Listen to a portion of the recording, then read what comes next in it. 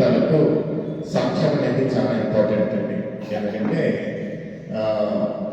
వాక్యం చెప్తాము, కల్పితంగా దాని గురించి మనము అనుభవించే చాలా సంతోషం.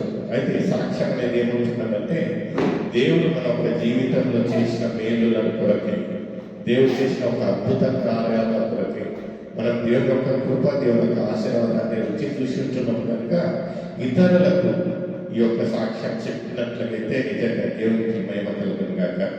అదే రీతిగా మన మధ్యలో ఉన్న మోనిక మనకు ఒక జీవితంలో దేవుడు చేసిన మేలుల గురించి సాక్ష్యం చెప్పబోతుండగా మనమందరం ఆసక్తితో విందామండి. Praise lord. సో దేవుడు నా జీవితంలో చాలా అద్భుతాలు చేసిండు. సో స్టార్టింగ్ స్కూల్ ఉన్నప్పుడు నేను స్టేజ్ మీద నిలబడడం కూడా చాలా సిగ్గుపడేదాన్ని. సో ఆ నుంచి ఇప్పుడు ఒక కాలేజ్లో, డిగ్రీ కాలేజ్లో అసిస్టెంట్ ప్రొఫెసర్ వరకు చేసిందంటే it's not a small thing. So ఏంటిదంటే ఎన్నెన్నో అంటే ఎంత కష్టపడేదానికి అంత ఫలితం అంటారు కదా.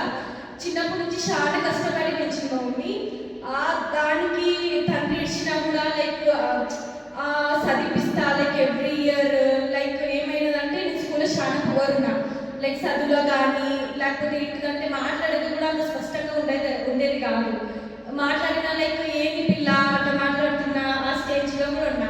సో అప్పుడైతే నాకు ఫుల్ భయము. సో ఒకరితో మాట్లాడిన భయమే, ఒకరు ఏమనుకుంటారో. ఆ స్టేజ్ నుంచి ఇప్పుడు ఒకరికి టీచింగ్ చేసేదానికి ఇంత స్థాయిలో నిలబెట్టేదంటే దేవుడు నన్ను ఎంతగానో వాడుకున్నాడు అని ఇది బెస్ట్ ఎగ్జాంపుల్. సో ఏమైనదంటే నేను జాబ్కి ట్రై చేస్తున్నా. సో ఏమైనదంటే I want to go for బెంగళూరులో ఐటీ సెక్టర్, ఎంఎన్సీ సెక్టర్లో పోయి పని చేయాలనుకున్నా. కానీ ఈడ మా మమ్మీ ఒక్కతే అవుతుంది, నేను మమ్మీ నుంచి పోలేను. Because I should take care of family also. Because నేను ఒకటి ప్రొఫెషనల్గా ఎదిగేయడానికి కాదు. సో అప్పుడు నేను నాకు ఆ జాబ్ ఇష్టం లేకపోయినా 1 year ఇంటర్లో చేసిన. సో ఆ జాబ్ ఎక్కున్నదంటే పొద్దున్న 4 o'clock లేయాలి, రెడీ కావాలి, 5 o'clock అంటే క్యాబ్ వస్తుంది, రెడీ అయిపోయి మళ్ళీ ఇంటికి వచ్చేసరికి 5 అవుతుంది, 4:35. సో అప్పుడు వరకు నిద్ర ఉండదు, తిండి ఉండదు. అంతే 1 year ఫుల్ కష్టపడ్డా.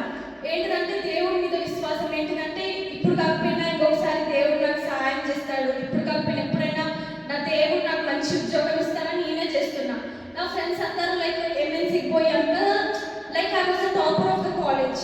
సో నేను అనుకుంటున్నా నేను టాపర్ అయ్యింది ఇంకా ఒబ్లీలో ఉంటా. వాళ్ళైతే బెంగళూరు, హైదరాబాద్ పోయి 25,000 30,000 సంపాదిస్తుండ్రు. నేనైతే ఇంకా ఒబ్లీలో ఉంటా. ఏం దేవుడు అయితే రోజు ప్రేయర్ చేసేదాన్ని. సో ఈ రోజు పనిపోయినా కూడా ఐ వాజ్ నాట్ సాటిస్ఫైడ్. ఎందుకంటే ఆ జాబ్ నాకు నచ్చదు కాదు.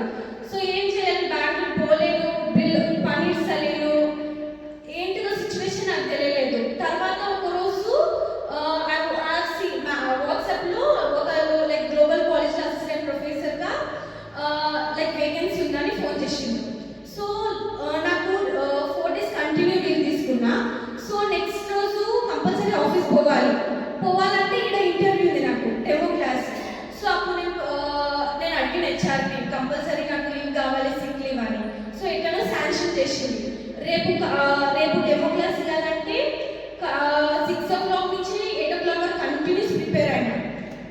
ఏమేమి ప్రిపేర్ కావాలి అన్నీ ప్రిపేర్ అయినసరికి పొద్దున్నేసరికి నాకు జ్వరం, ఐ ఫీవర్ ఫుల్, లేని చేతగట్టంగా, పోవడానికి చేతగట్టం లేదు. ఎట్టయినదంటే సాధన క్రియలు ఎట్టుంటాయి కదా, దేవుడు హెచ్చింప చేయాలనుకున్నది కూడా సాతాను పని చేసుకుంటే పోకూడదు, పని రాకూడదు అలాగా. కానీ నేను టాబ్లెట్ తీసుకొని ప్రేయర్ చేసుకొని పోయినా.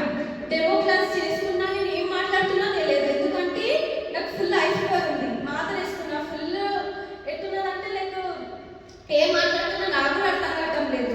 నేను అనుకుంటున్నా నాకు జ్వరం లేకపోతే ఇంకా బాగిస్తున్నాయేమో అని అనుకొని పోయినా. కానీ నాకు ఫుల్ జ్వరం వచ్చింది, ఏం మాట్లాడుతున్నా తెలియదు, ఏం లేదు. ఇంకా తర్వాత మా ప్రిన్సిపల్ కాడు ఉన్నాడు. మా ప్రిన్సిపల్ పోయి అడిగితే చెప్తాము ఎంత అయితే, కానీ శాలరీ చాలా తక్కువ చెప్పినాడు. బిలో 20,000 అని చెప్పేసరికి ఎందుకు అంత తక్కువ పోయేది, నేనే బాగిస్తున్నాను కదా జీతం అని నేను కొమ్మున్నా. ఆ తర్వాత నేను ఇంటికి పోయి ఏమైనదంటే బస్ స్టాప్ పోయినాక కళ్ళు తిప్పన్నా. ఎందుకంటే I was suffering from I fever. కానీ నేను డెమో క్లాస్ చేసే వరకు నాకు ఏం కాలేదు. అంటే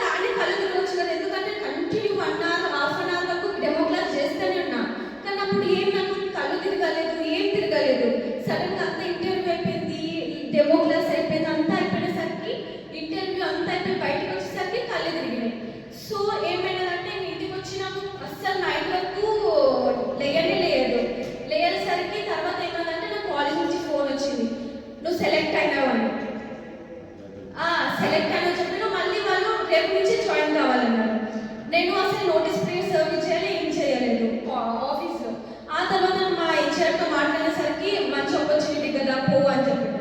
పోయేసరికి తర్వాత శాలరీ తక్కువ ఉంది కదా, దానికి ఏమనుకున్నది అసలు ఇంకొకసారి పోయి మాట్లాడదాం లేదు, శాలరీ తక్కువ ఉంది. ఎందుకంటే ఎంపీఏ చేసేసరికి 50,000 బోన్ చేత కదా. సో దాని తర్వాత నేను మా మ్యామ్కి ఫోన్ చేసిన ఎంపీఏ కాలేజ్ అని.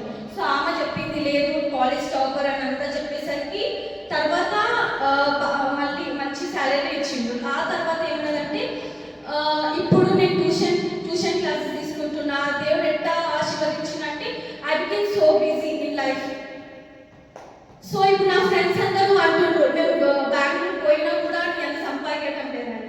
సో దేవుడు ఎంతగానో నాకు మేలు చేసిందంటే I became so independent. And నాకు తెలిసి ఇంకా దేవుడు నన్ను ఇంకా సేవలో ఎదిగిస్తాడు, మరి నేను ఇంతకన్నా మంచి పొజిషన్ ఉంటానని నాకు నమ్మకంతో విశ్వాసంతో. సో ఏంటిదంటే మనం ఎప్పుడు లైఫ్లో we should don't live according to the worldly things. అంటే మన లోకాశలకు బానిసైపోయి బతకకూడదు ఎప్పుడు. ఎందుకంటే first priority any time we should give for the Jesus, for the Christ, because without him we are nothing.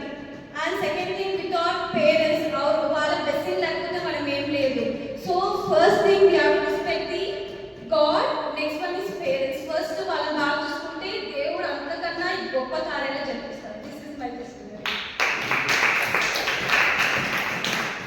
So నాకు ముందే మాట్లాడడం ఎంత భయం అవుతున్నానంటే అంత భయం అవుతున్నాను. సో ఇప్పుడు నాకు అంత కాన్ఫిడెన్స్ వాళ్ళు ఇచ్చిందంటే నా దేవుడే. హల్లెలూయా. దేవునికి స్తోత్రం కలుగును గాక. నిజంగా ప్రియమైన సోదరి సోదరుల, ఎంత చక్కగా మన పిల్లలు వాళ్ళ ఒక సాక్ష్యాలను చెప్పుకుంటూ ఉంటారంటే నిజంగా దేవుడు చేసిన ఒక అద్భుతం. మన ఒక జీవితాలలో మనం ఒక్కసారి దీర్ఘంగా తిరిగేసి మన ఒక జీవితాలను చూసినట్లయితే దేవుడు దీనికంటే ఎక్కువగా అతి అధికంగా మనల్ని ఆశీర్వదించుంటున్నాడు. అయితే మనం ఏమంటే we don't put on paper, అంటే బయటకు వచ్చి చెప్పాము. అయితే నిజంగా మన మొనక్క ఆమె 3-4 రోజుల వారాల నుంచి నేను చెప్పాలి, నేను తప్పక చెప్పాలి, అది కూడా మా ఒక తల్లి సమక్షంలోనే చెప్పాలి. ఎందుకంటే తల్లిదండ్రుల ఎదుట పిల్లల ఒక భవిష్యత్తు దేవుడు చేసిన రూపించిన ఇలాంటి ఒక అద్భుతాన్ని నిజంగా తల్లిదండ్రులంగా గర్వించే ఒక విషయాలు. నిజంగా Monika, may God bless you. ఆమెలో ఒక మేము చూసింది ఏమంటున్నారంటే she is 100% relying on God. ఏదో ఒక ఇంటర్వ్యూ ఉన్నానో ఏ ఒక ఎగ్జామ్ ఉన్నానో